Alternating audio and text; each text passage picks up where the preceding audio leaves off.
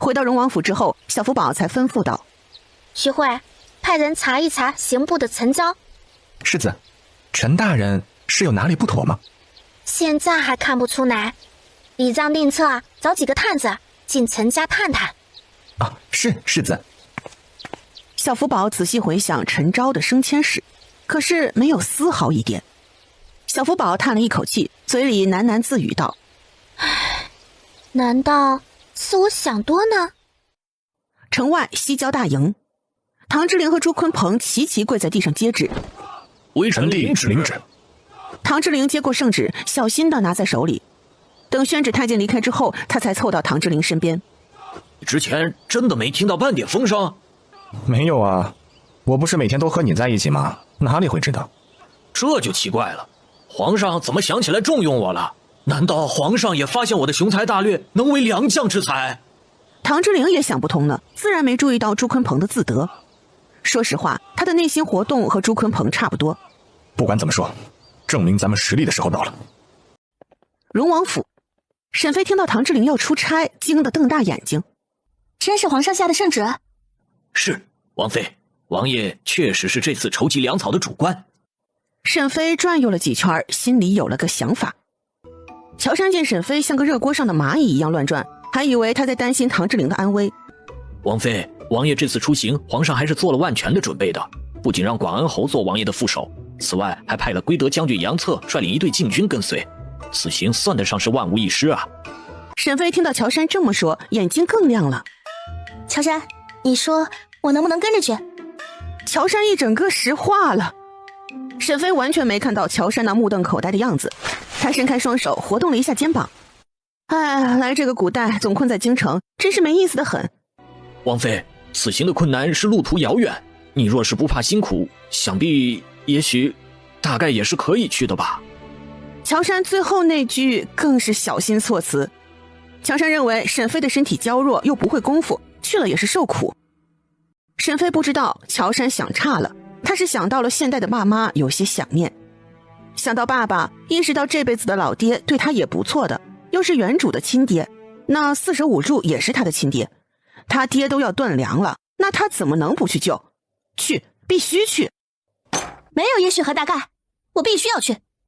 乔杉吓得一个激灵，去就去呗，王府谁还管得了你啊？乔杉，你去看看王爷回来了没有？是，王妃。乔杉离开之后，沈妃才想起来家中的孩子们。小福宝大了，不用担心了。花花是师姐，有着成年人的灵魂，她也不用担心，闹不出什么事儿。小叶子嘛，是个粘人包，应该要费一番功夫。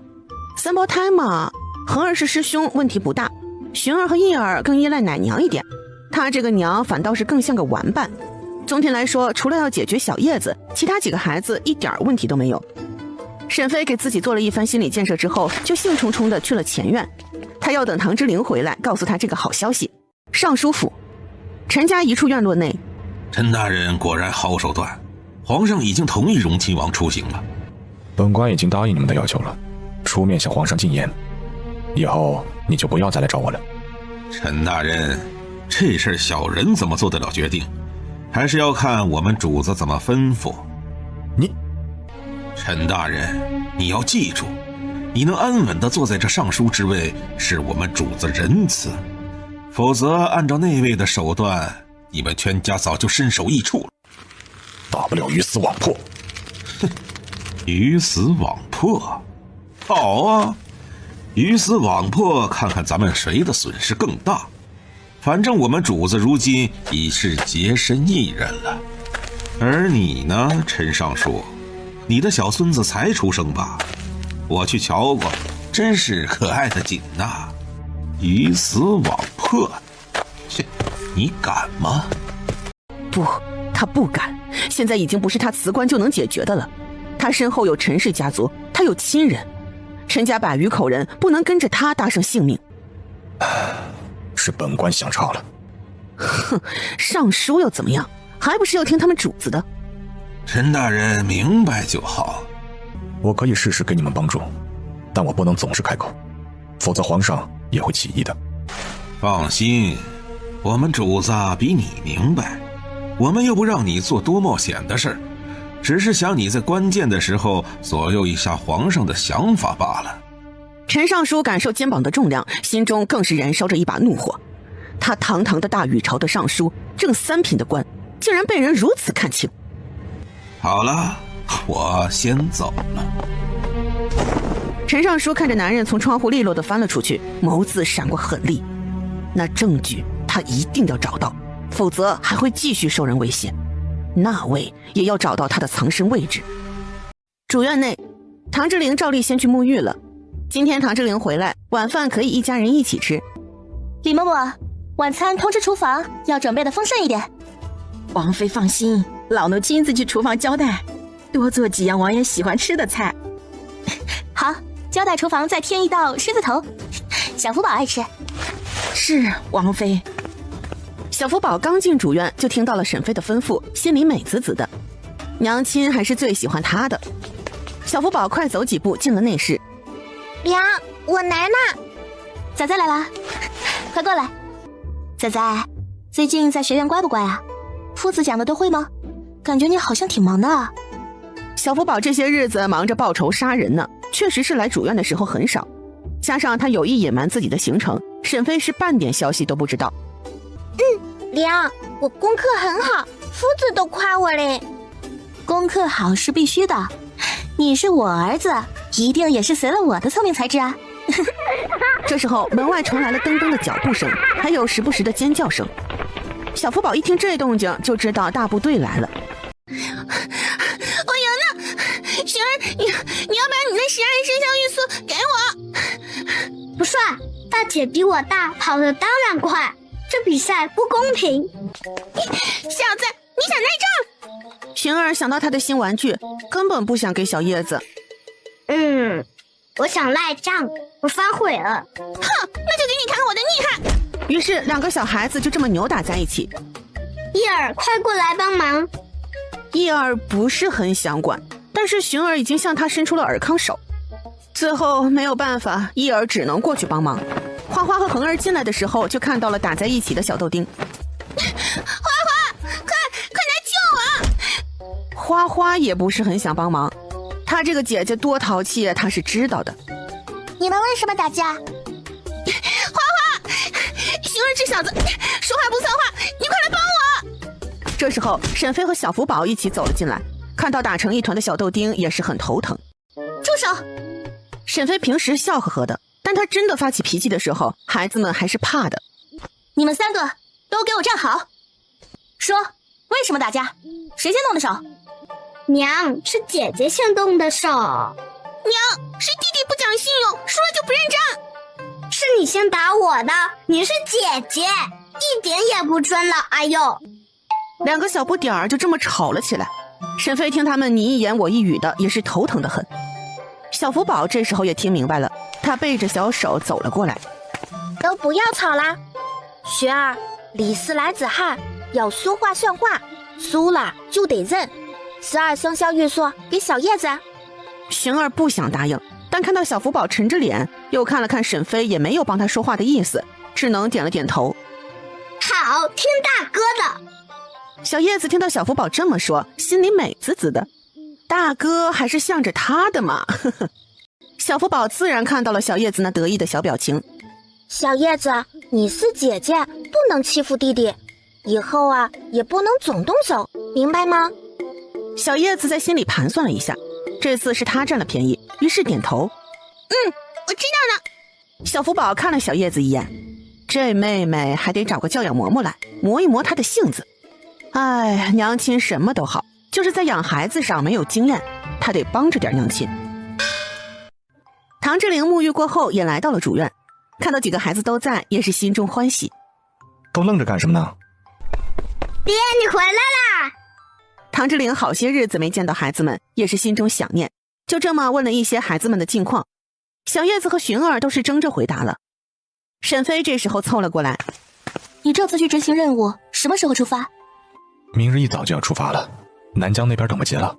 沈妃没想到这么匆忙，她也想跟着去呢，那岂不是准备的时间不多了？唐之陵，你说我和你一起去怎么样？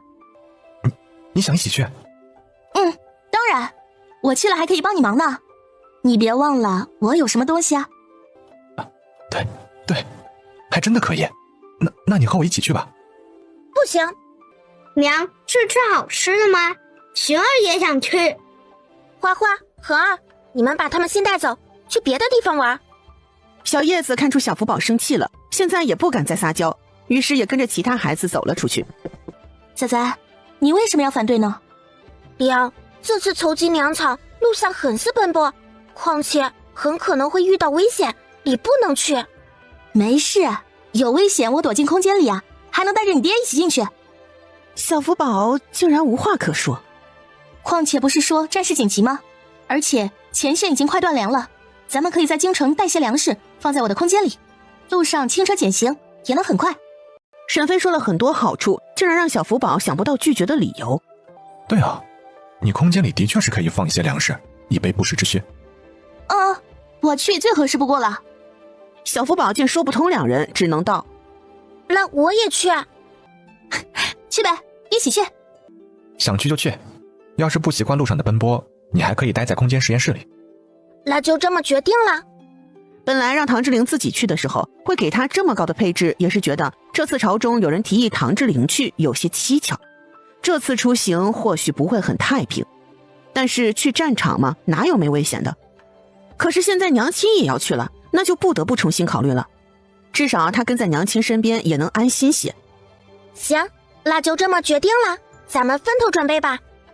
小福宝撂下这话之后，就立即转身离开了主院。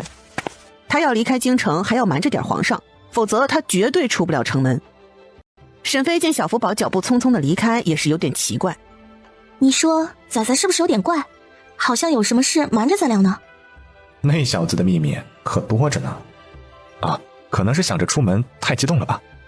沈飞耸了耸肩，不再想小福宝的异常。唐志玲，你担任军需官，那你说咱们家的粮食能不能趁着这一次一起卖了？咱们家的粮食？对呀，这几年咱们家产的粮很多，现在仓库里的还有庄子里的粮食都囤积了好些呢，正好趁着这一次都卖出去。也不是不行。这俩人说做就做，也不管现在已经到了下午3点多了，还是决定出城去把庄子上的粮食都收了。与此同时，王府还派了人去京城的粮铺收粮食。整个王府因为唐志玲的命令立即行动起来。广安侯府，侯爷，荣王府动起来了。什么叫荣王府动起来了？侯爷，荣王府的下人在全京城的粮铺开始收粮食呢。爹，荣亲王还真是行动派啊，现在就做准备了。京城的粮食充足，价格不高，现在就买粮食再合适不过了。荣亲王还真是聪明，我都没想到这招啊。谁料广安侯满脸黑线，他教训不了荣亲王，倒是看着眼前洋洋自得的儿子很是生气。聪明？我看是瞎聪明。哎呦，爹，干嘛气我？从京城到南疆距离有多远？你不知道吗？这么远的距离怎么运粮食啊？这人力物力得多少钱？还有你是能变戏法啊，把京城的粮食运到南疆，等你到了那边，南疆的士兵人都饿死了，在京城开始收粮，简直是瞎胡闹。爹，你说的好像也对啊。广安侯看了一眼糟心的儿子，想到更糟心的那一位，他还不好教训，强忍着怒气。你赶快去荣王府，让他立即停止收粮。还有，也要委婉的和荣亲王说一下，不要自作主张，大事也要和我商量商量，不要自己蛮干。广安侯真的不想这么说的，谁料那草包王爷也不按常理出牌，还没和他商量，自己就干起来了，这不是瞎胡闹吗？一时间广安侯心累得很，到底是谁让他接了这么烫手的山芋？哼，要是让他知道是谁和皇上提议的，他一定给那人好看，真是太损了。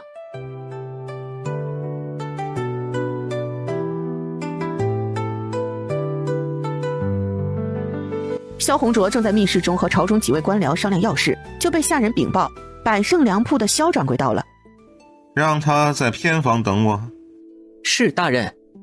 人离开之后，甘伟才开口：大人府上可是有何要事？是粮铺的掌柜来了，不是什么大事。萧大人，萧掌柜此次来或许和荣王府有关，大人不妨出去看看。甘大人何出此言呢？屋中的几人都是萧红卓拉的小团体。萧红卓为了二皇子已经在秘密布局了，因此他也在悄悄地拉拢朝中的官员，希望这些人能支持二皇子。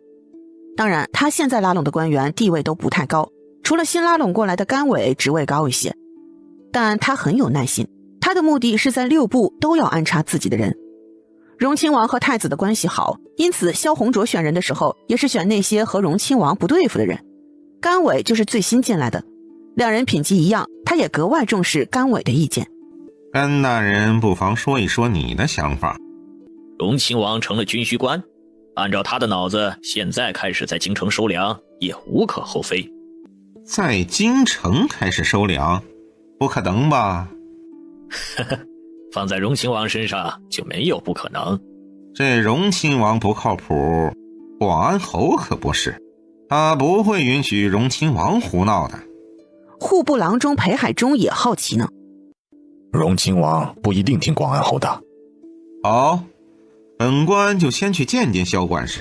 萧红卓来到偏房，萧管事立即行礼问安。参见大人。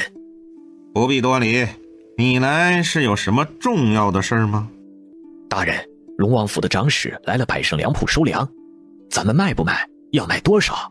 萧家在全国都有粮食铺子，前几年小福宝就罚了他一次，让他出粮草给北地。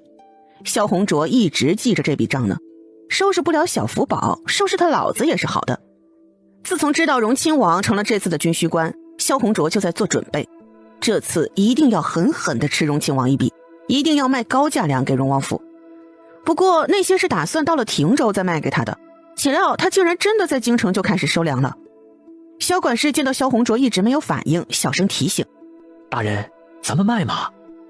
京城金谷和宝丰两家粮铺卖了吗？金谷粮铺背后的东家是赵国公府，而宝丰粮铺的东家是郑国公府。这两家的粮铺还能和萧家粮铺较量一二，其他家的则是小铺子，萧红卓完全不放在眼里。大人，这两家都卖了。我来的时候，粮铺的伙计已经开始往荣王府运粮了。好，真是太好了。卖，咱们也卖。你快去通知，藏在庄子粮仓里的粮食也都卖给荣亲王。大人，这是不是太多了？庄子的粮食可是有2仓的，这时候卖了可是亏了。京城的粮价不比外地呀。哎，不妨事，你尽快去安排，一定要把粮食卖给荣王府。快去。是，小人这就去。荣亲王，这次我一定要让你栽个跟头。萧红卓觉得自家的管事还是太保守了，不像赵家和郑家的管事那样机灵。那两个粮铺可是迫不及待的卖粮，一定也是想坑荣亲王一把。萧红卓想到唐志玲这么多仇人，心里美滋滋的。他一脸笑意地回到了待客厅。陈大人猜得不错，萧管事确实是为了荣王府收粮的事来的。我已经让萧管事一定要卖粮食给荣王府了。大人高见呐，趁着广安侯没反应过来，坑荣亲王一笔也是好的。这圣旨今日才下，荣亲王还没去户部要银子呢吧？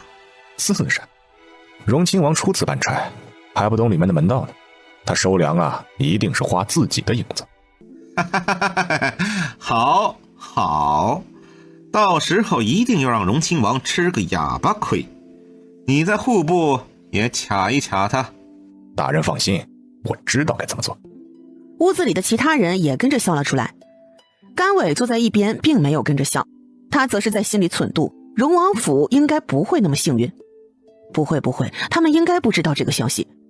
提前收粮应该是误打误撞。看着满脸笑意的萧红卓，甘伟还是把想提醒他多留点粮食的话咽了回去。他们两人才结盟还不到时候。沈飞和唐志玲两人最先去的城外自家的庄子，把5仓的粮食都让下人灌进了袋子里，准备收进空间里。空间里放了好些箱子，那些都是银子。为了和粮食区分开，必须要把箱子从基地的操场上挪走。沈飞和唐志玲两人一趟又一趟地搬着箱子，也是累得满头是汗。箱子都搬到了1楼的仓库里。沈飞，咱们王府怎么有这么多钱呢？钱的来路可多了，最多的呢是小福宝给的。唐之灵撇了撇嘴，想说什么又咽了回去。哎，这空间以后也不能乱放了，收拾起来还真是麻烦。这俩人像勤劳的小蜜蜂一样躲在空间里干活。他俩不知道朱坤鹏和广安侯找人都要找疯了。朱坤鹏最先来到了荣王府，被府中的下人告知王爷和王妃出城了。朱坤鹏又马不停蹄地去了城外的庄子，但是庄子的人告诉他，王爷和王妃交代了任务之后人就离开了。朱坤鹏没有办法，又立即返回王府，谁料府中的下人告诉他，王爷并没有回府。朱坤鹏这下傻眼了，看着粮食一车一车的往荣王府运，他整个人都麻了，不敢再耽搁，他只能回去禀报给老爹。爹，荣亲王找不到，现在京城3大粮铺都在拼命的卖粮食给荣王府，怎么办呀？广安侯知道京城3大粮铺都在给荣王府运粮食，就知道糟了，他气愤地踢了朱坤鹏2脚。哎呀，这该死的！爹，干嘛踢我啊？广安侯气得拽断了2根胡子，他倒是想踢荣亲王，但是他敢吗？这气儿只能是撒在自家儿子身上。广安侯知道荣亲王那边阻止不了了，但这次的差事不能搞砸了，南疆战事不能出现任何意外，否则敌人突破边境，那遭殃的就是大禹朝的百姓。你再去找人，告诉王府的下人立即停止收粮。还有，见了荣亲王，告诉他这钱他自己出，朝廷的拨款不会给他这次胡闹买单的。快去！广安侯说完也不管呆愣住的儿子，他要找刘尚书把拨款要到自己的手里。本来他是这次的副官，那款项不应该在他这儿的，可是荣亲王瞎胡闹，他也就没有顾忌了，否则还没出发，差事就搞砸了。皇宫内勤政殿，皇上，宫外传来消息，荣王府在大量收粮。怎么回事啊？皇上满脸问号，这时候收粮干什么？这小六是怎么回事？奴才听说京城3大粮铺的粮食都是一车一车的运往荣王府。不闹，去把荣亲王给朕叫进宫来。是。唐之灵和沈飞2人在空间里待了1个多时辰，才搬完那些箱子，把实验基地的操场全都空了出来。行了，唐之灵，咱们出去吧，得尽快把粮食放起来。行，那我出去之后安排一下，做做样子，否则粮食突然没了，庄子里的人也会怀疑的。好，都听你的。于是夫妻2人又分头行动，唐之灵找人运粮，沈飞收在空间里。这么一忙活，2人又忙了1个时辰才结束。等2人回到荣王府的时候，就看到坐在大门口一副生无可恋的朱坤鹏。朱坤鹏，你怎么在这儿？你小子跑哪儿去了？我找你都要找疯了！你哭了？呸！谁哭了？天上也没下雨呀。那你脸上那一滩是个啥？朱坤鹏没有时间和唐之灵打嘴仗，立即拉着他的手。荣亲王，你不能收粮食了。我爹说粮食不能现在收，咱们要轻车简行，到了亭州那边再收粮食，否则时间上来不及。我知道啊。你知道你还收粮食？京城3大粮铺都动起来了，一车一车的往你府中运粮呢。是吧？太好了，我先去看看有多少了。沈飞说完，不管唐之灵2人，快速往王府的库房跑去。唐之灵的心情也很好，嘴角带笑，这让朱坤鹏更生气了。哎，你怎么还笑啊？我都要愁死了。哎呀，放心，不是大事。你不要高兴得太早了，我爹说了，这次你私自收粮的钱，我爹是不会从朝廷拨款里给你扣的。咱们这次的差事很重要，不能胡闹，那钱我爹要用在刀刃上。广安侯是个好官。你到底听清楚没？你在京城收粮食的钱都要自己掏腰包了。还有啊，我爹已经去了户部，那钱或许就到了他手里，到时候就算我求情都不行，你最好有心理准备。哎呀，我知道，没事。唐之灵想到空间那么多银子，就算自家掏了也无所谓嘛，哼，9牛1毛罢了。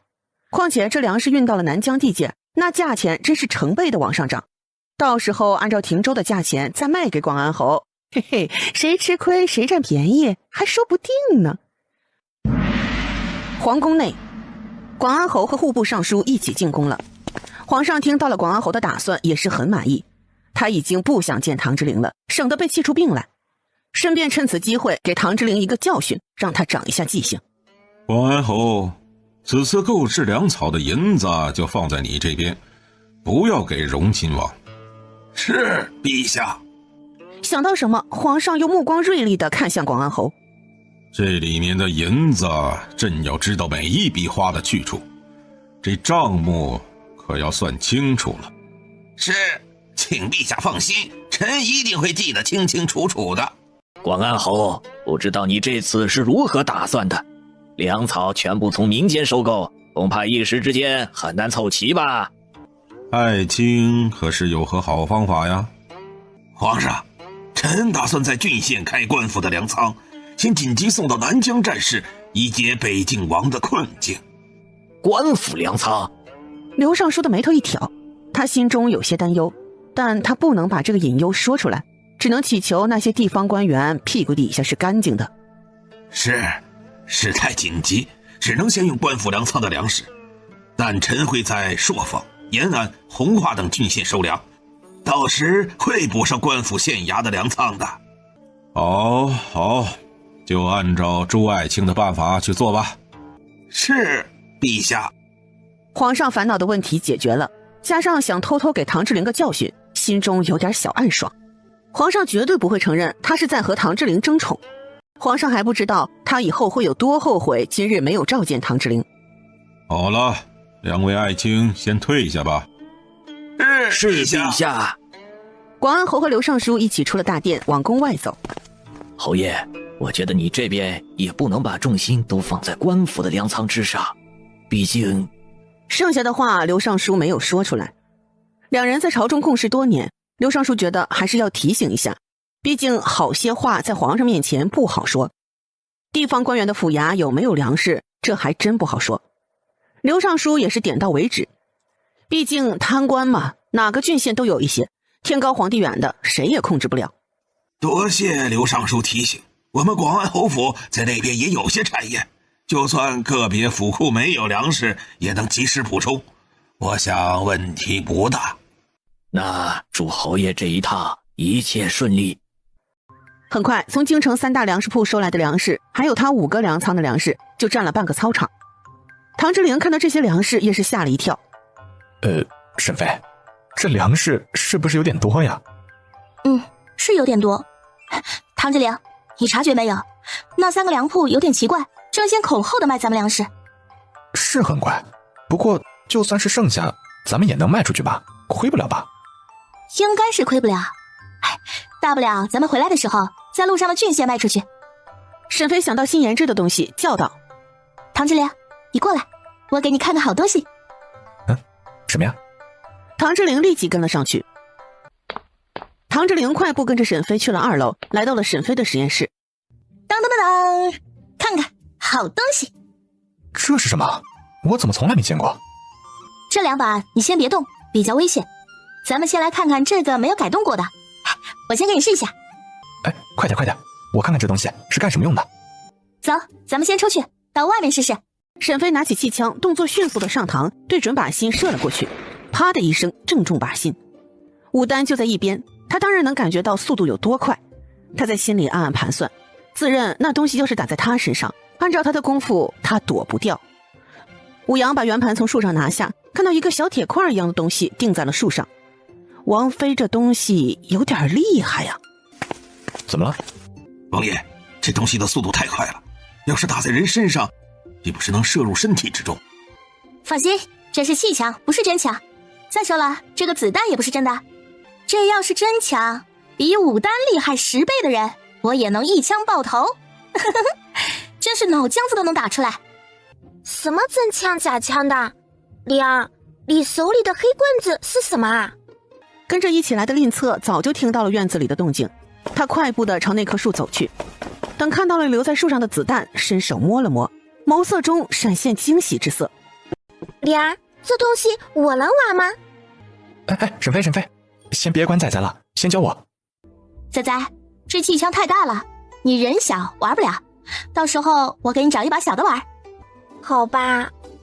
唐志陵接过气枪，在沈妃的指导下开始瞄准，然后发射。虽然唐志陵没玩过大枪，但是他在军营是练过射箭的，虽然没有射在靶心，不过还是在靶子上的。射偏了。很厉害了，你是第一次打，以后熟悉了就准了。小福宝没有闲情看这对活宝父母腻歪，他的眸子里都是对气枪的热切。王爷，不知可否让在下看看呀？令护卫长，你看看吧。林策很聪明，他刚才已经看到沈飞教唐之灵的动作，所以很快就调整好姿势。上膛之后，啪的一声正中靶心。嚯，令护卫长好厉害啊，正中靶心呢！小福宝心里已经有了想法。娘，这东西不是真枪，那真枪是什么啊？这是普通的气枪，就是通过压缩空气或者是瓦斯为动力发射弹丸的枪。气枪的动力主要有3类：弹簧活塞、气动的，还有二氧化碳。二氧化碳我在书院的时候讲过，你还记得吗？我知道。娘，那真枪是怎么造的？和现在的气枪长得一样吗？真枪我也没有见过，不过真枪是靠火药爆炸产生气流差的动能推进弹丸的，和气枪的原理不一样。沈飞说的一知半解让小福宝有些迷惑，但现在不是深究的时候，明天就要出发了，他可以在路上再仔细问问。娘，那真枪咱们可以生产吗？我觉得用在军队上很不错呢。你呀，还真说到了点上了。不过想要研制枪可没有那么简单，这事儿得交给皇上才行。火枪不比刀枪那种冷兵器，朝廷明令禁止百姓私藏铁器，就是害怕有人造反呢。咱们荣王府要是偷偷的造枪，恐怕皇上会把咱们家夷为平地，皇上的皇位都要坐不稳喽。娘，这气枪你给我呗，我找人研究看看。走，带你们看看更好玩的。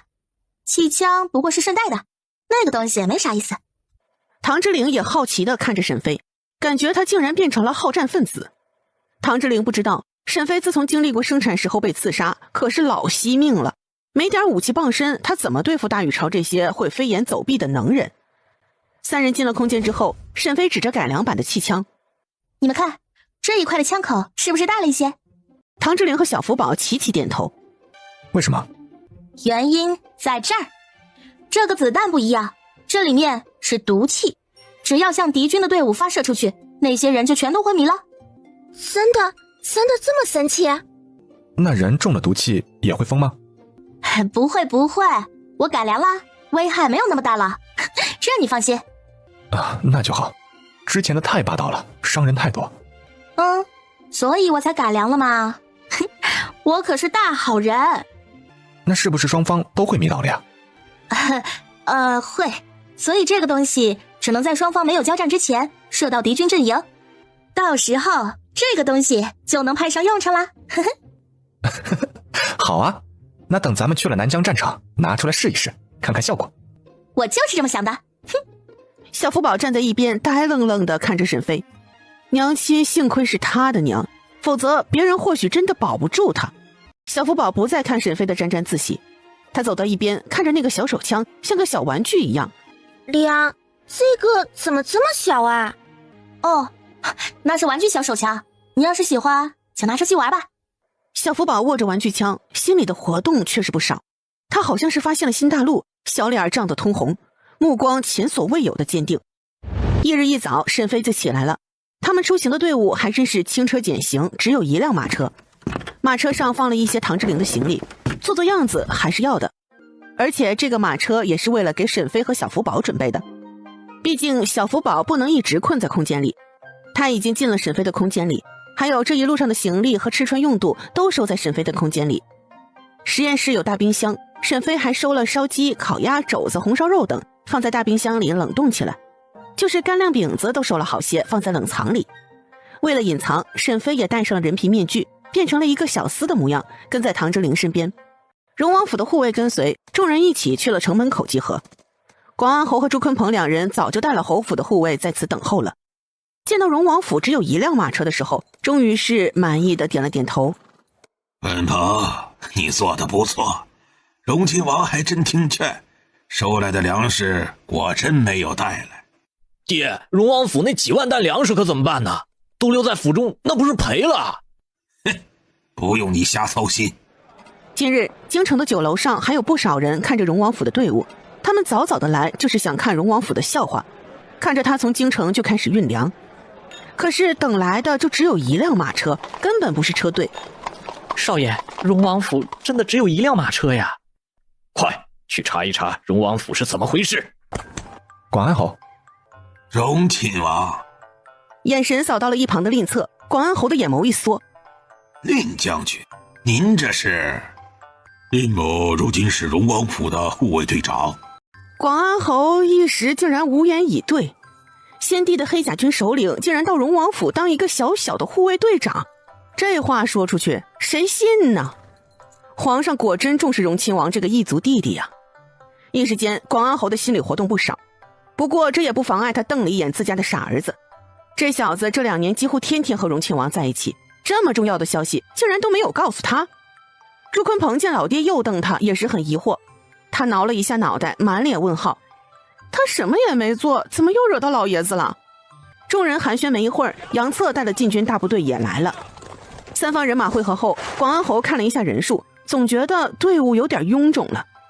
哎，有皇家的人就是不一样，他们就运个粮食，属实不用这么多。随着命令下达，大部队开始出发。这次是急行军，因此快马奔驰，众人的速度倒是也快。队伍离开了长安城，很快就没了影，只留下一片尘土。荣王府一行人走得潇洒，倒是让想看热闹的人抓心挠肝的。好协大人虽然没自己亲自来，但也派出了家中子弟或是管家来打听消息。谁料昨日还大张旗鼓收粮的荣王府，今早却是放了个蔫屁。昨日那收粮食的阵仗，整个长安城都惊动了。还有广安侯世子流着眼泪满城找荣亲王，阻止他收粮的事，瞧见的人可不少。那一车一车的粮食送进了荣王府，恐怕荣王府都得堆满了。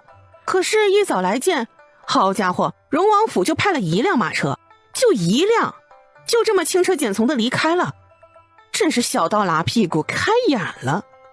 众位看热闹的人见队伍离开，也立即回去报信了。